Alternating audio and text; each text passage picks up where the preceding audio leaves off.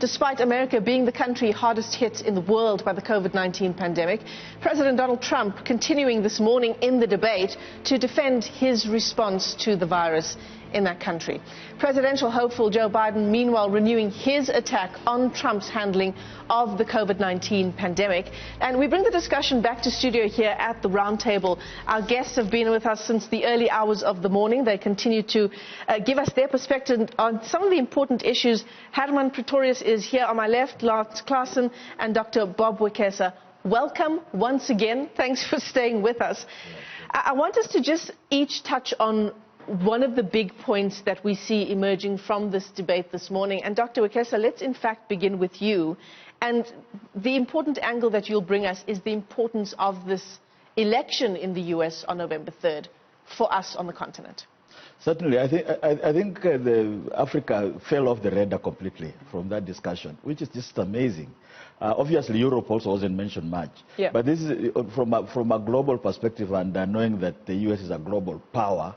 It's only China, a bit of North Korea, and so forth that came on.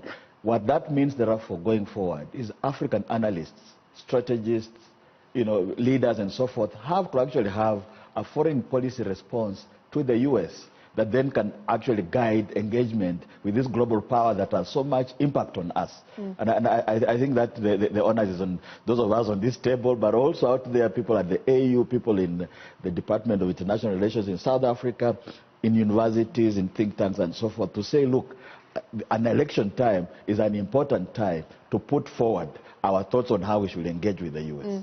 Is it an important discussion, perhaps, Dr. Wekesa, in that the U.S. is dealing with a whole range of very polarizing issues on its own front?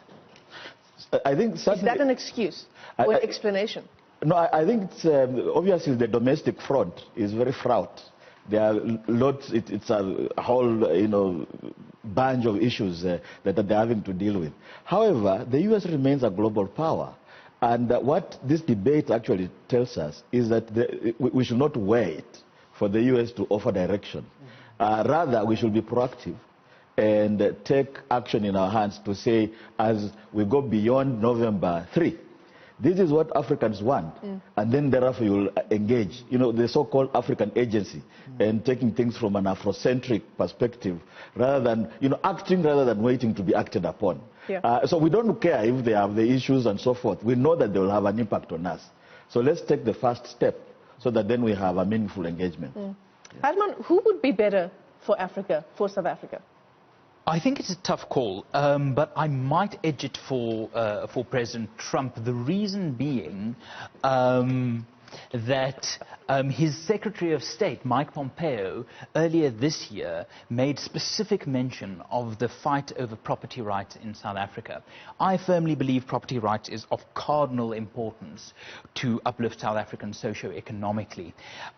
So from that angle alone, EWC being this big issue in South Africa and probably going to become a regional issue as we see in Namibia already, I have a suspicion that a strong voice in favor of property rights will be good for Africa and good for South Africans. So, Lance, you and I were talking about the fact that it's not just about this election on November 3rd, 11 days away.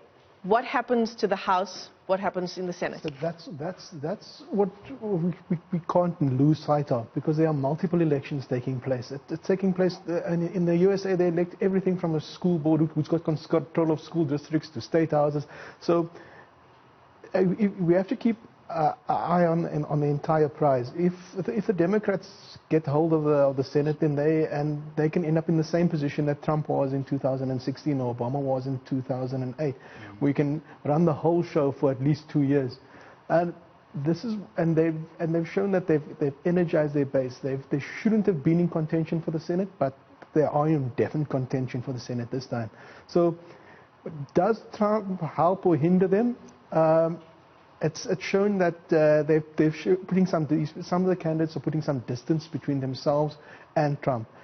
Someone that's really conservative like John Cornyn in Texas, he's starting to step away from Trump. He's saying, no, I've tried to change him, but I couldn't. And so that's what's showing that there's a fracturing of that relationship between traditional Republicans and Trumpists. So, well, speaking of that fracturing relationship, I think it was yesterday that we saw coverage around Mitt Romney coming out saying that he did not vote for Donald Trump. He wouldn't say who he cast his ballot for, but it wasn't Trump. That's very interesting.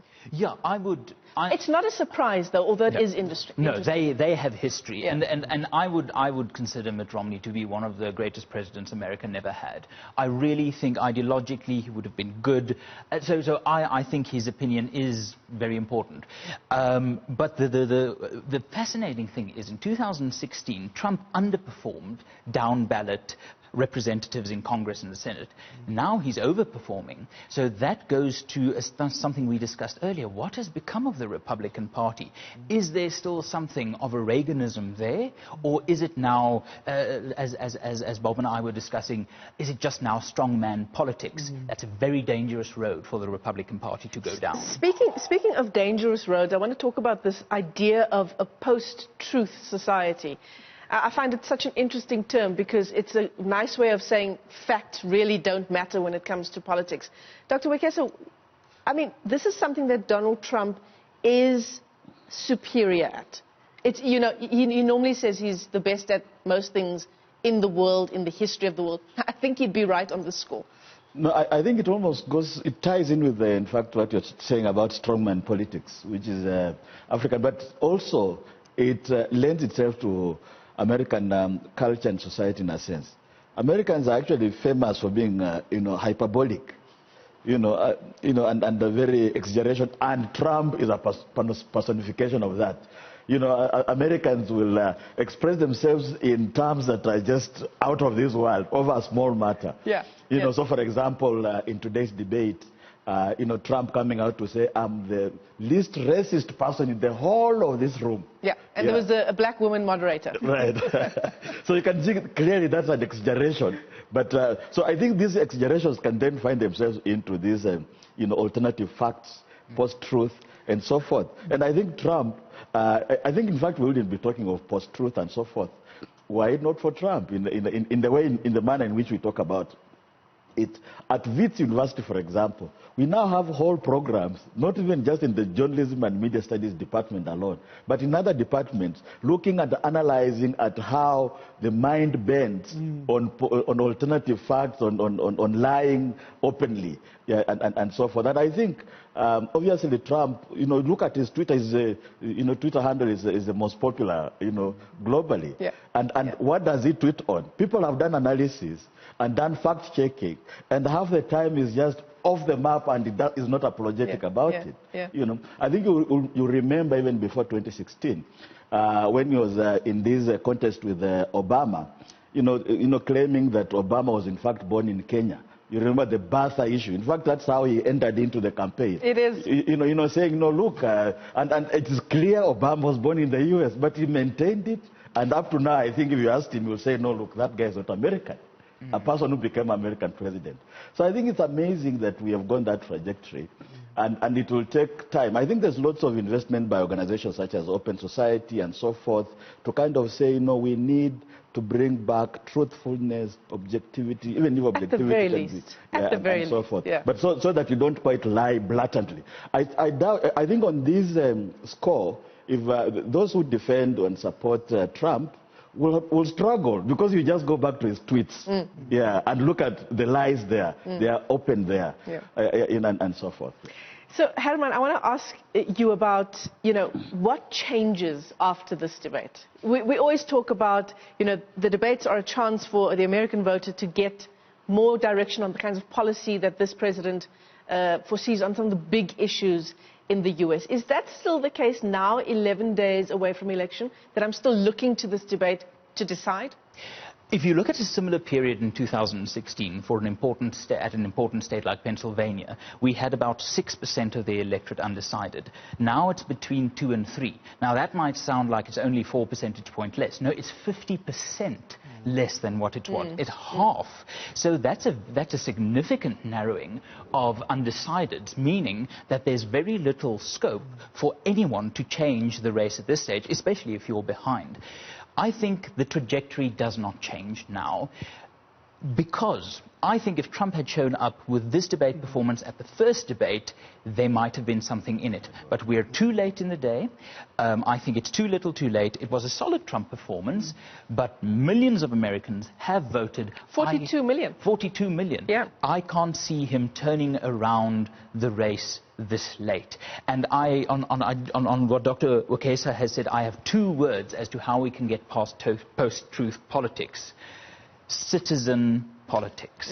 Get citizenry involved in politics, because there's a political class in every country that has polluted the accountability mechanisms that democracy should deliver. So how do we get past post-truth politics? Citizen engagement. All right, we've got 40 seconds left, gentlemen. Lance, your final comments just on polling. Trump went into this debate trailing by 10%, we're told, according to some polls.